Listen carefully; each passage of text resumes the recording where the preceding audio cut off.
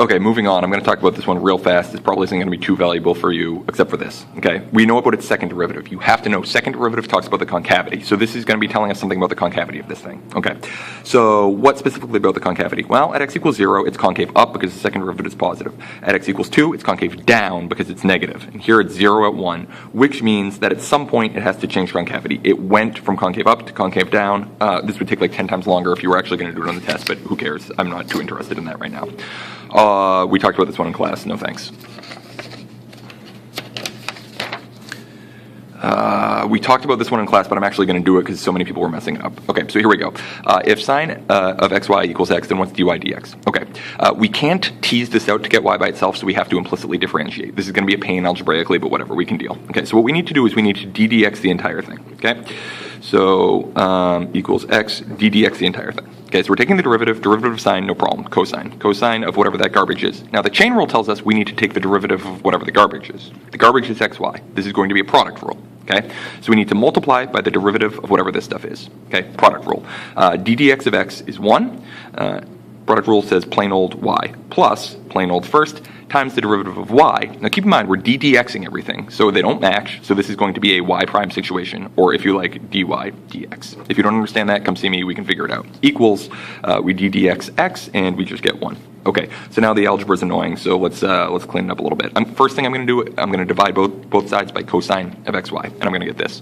Y plus x dy dx equals 1 over cosine of xy. Okay.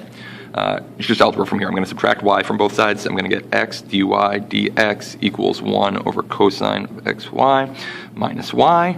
Now it looks like the last thing I need to do is divide everything by x. So watch what happens algebraically. This is a little bit fancy. Okay, this ends up being 1 over cosine of xy. Now we're dividing by x, so the x goes in the bottom, minus y divided by x.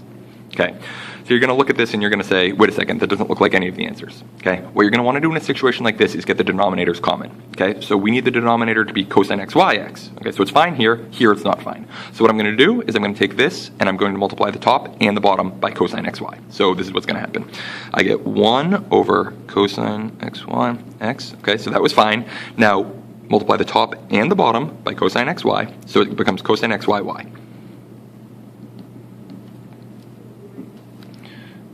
If you don't believe me, pause, have a, oh, I'm sorry, 1 minus that. 1 minus that because of the minus sign right there. You can pause and have a look, and hopefully that's one of the answers, and looks like, yes, it is, it's D. Okay, it's D.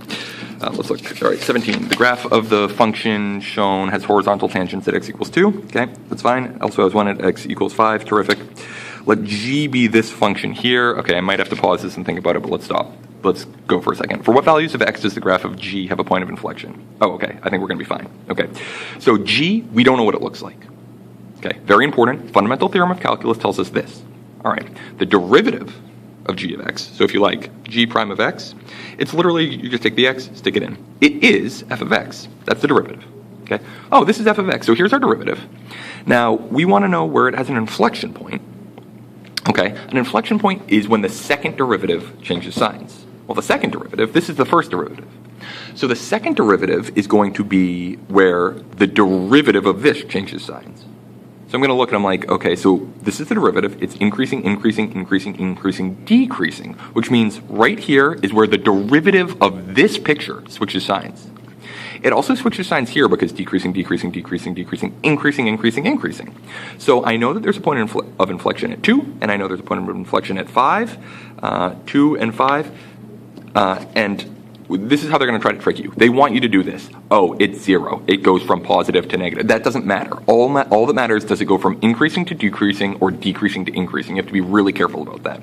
I literally don't have any more paper here. No more problems, so I'm going to pause it and then finish later.